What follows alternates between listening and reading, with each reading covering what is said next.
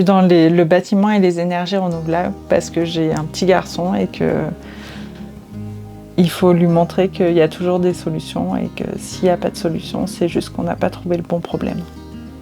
C'est une conférence qui m'a amenée au métier de l'énergie et du bâtiment. Cette conférence nous a signifié que si on n'arrêtait pas le phénomène de fonte des glaces en 2015, il serait irrémédiable. Et donc j'ai décidé de travailler dans le bâti ancien, dans la rénovation.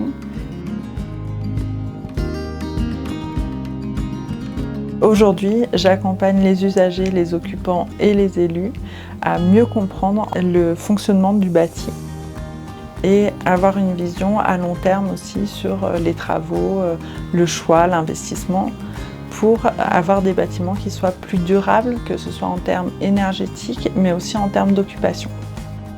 Le bâti, c'est vraiment lié aux gens qui sont dedans, et même si tu as un bâtiment très performant, les occupants peuvent te rendre ce bâtiment soit encore plus performant, soit totalement obsolète.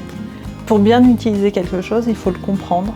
Et le métier d'économe de flux, c'est aussi cette partie-là d'accompagnement à la prise en main du bâtiment et des équipements qu'il peut y avoir dedans.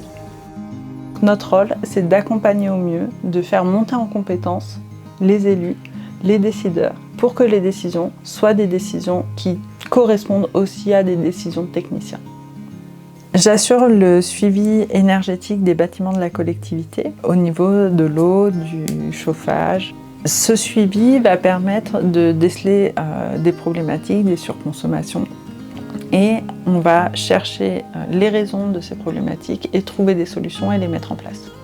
Le métier d'économe de flux, ça regroupe plein de gens avec des spécificités, et plutôt que de les garder pour eux et de garder leurs compétences pour eux, ils les mettent en réseau.